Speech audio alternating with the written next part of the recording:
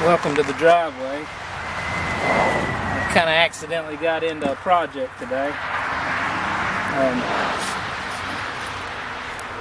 I've got a asparagus bed that's not producing like it used to be, and we haven't had as much rain this year, and that's probably part of it. But I started to dig them up, seeing what was going on. I was going to replace one bed with some wine berries and move all the what I thought would be weak root systems over to the other bed, so I could have a full bed of asparagus. But what I've found is my asparagus are overpopulating the beds, and this is about what you want to start with.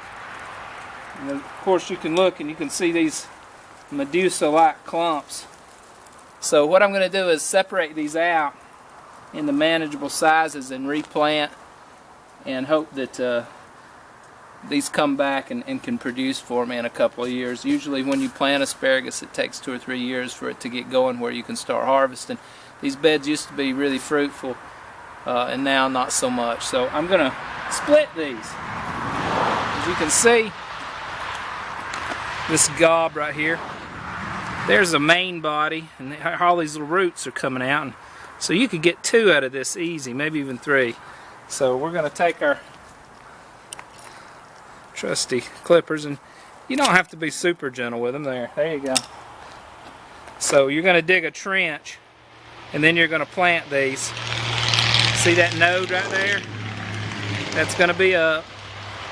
If you got something you can't really tell real well, just guesstimate. That's probably going to be up on that one. We're going to take all these. Here's one that's, you could sometimes just rip them apart. Now that little bit of root there, that's not part of this plant. So take the opportunity to get rid of pirates there.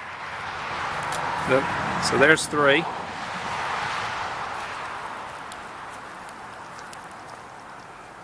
That's one I'm probably, you can see though, here's the node, and here's some of the old growth from last year. But there's the node.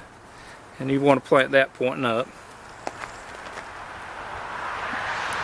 Here it is again. Here's a broken piece, but that'll be up. So some of these, when I pulled them out of the ground, just broke apart for me. That'd be up. You can see the old stalk. Here's a big cluster.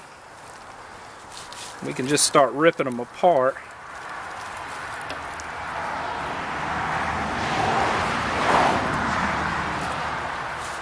See, they're coming apart. It looks like an octopus having babies or something. Let's see here. It's a pretty big one. But we're getting all these. These are all separate plants now. We can put back in the ground. We can spread them around different places. I've got several beds of asparagus going. I think these are Jersey Night, but I got some Martha Washington and a few other things. So we're going to end up with probably 30 or 40 asparagus plants to replant, and that becomes a real chore. So I'm going to break away and then come back and show me putting some back in the ground, just to give you an overview of that. So we started out with 4 or 5 big clumps of asparagus roots, and we've now divided it into 35 separate plants. I'm going to dig trenches, and I'm going to lay a few of these, probably a small percentage, back in the ground. And then the rest I'm going to box up and give to friends probably, or maybe even store through the rest of the winter and replant in spring, maybe a little bit of both. And the way we do that, I'm going to move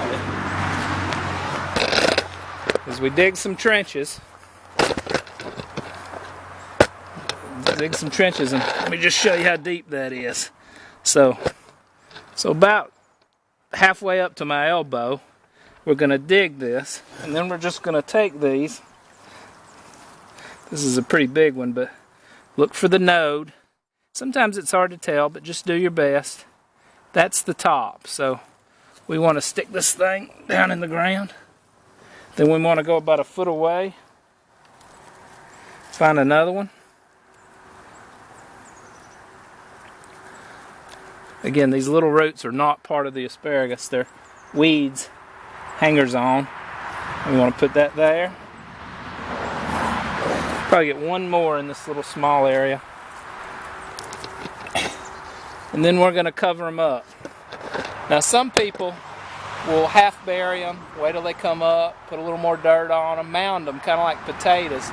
But I don't find that that's really necessary. If you dig a pretty deep trench, 8 to 10 inch deep trench, just put them in there and cover them up. They're gonna come up. You're gonna do well with these. Asparagus is a pretty forgiving plant if you start with a strong root system.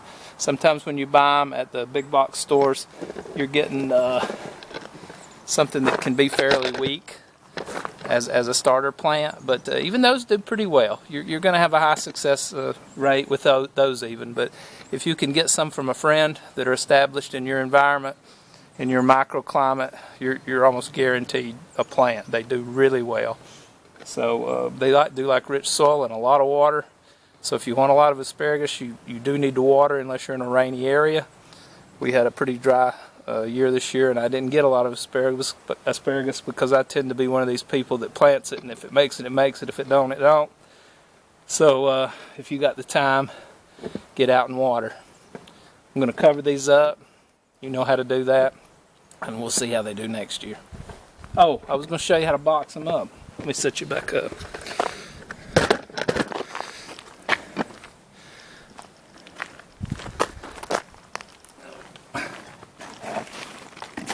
Now, if you want to store these for later, if you find yourself in a situation you don't have time, you can get a box, and there is this stuff you can get, sphagnum moss, or you can put them in a little dirt. That works fine, but what you can do is just get some of this, put it in here, and then get your roots you want to keep, and just pack them in there really good. I'm going to do a lot, so I'm going to need to get a bigger box. But these things will dry out, and keep them in a cool, dry place, and a cellar, a basement, somewhere like that, and just close them up, keep the rats off of them. You don't tape them up, just leave it loose, and you can plant them next year. They're probably going to be good enough. They'll be viable, and you can throw them in the ground in the spring when it's warm enough to break ground. And they're real easy. That's really all you have to do. If you want to take them to a friend, if you're driving cross country and want to take them a box of asparagus roots, you can do it this way too. Again, you don't have to use that moss. As a matter of fact, that stuff can be kind of damaging to the environment as far as where they dig it up, and you may not want to do that. So just put them in some soil, some loose soil, and a burlap bag or a box or something, and take them to your friend or store them in your basement. 5-gallon bucket works. Just don't put a top on it, or don't seal a top on it.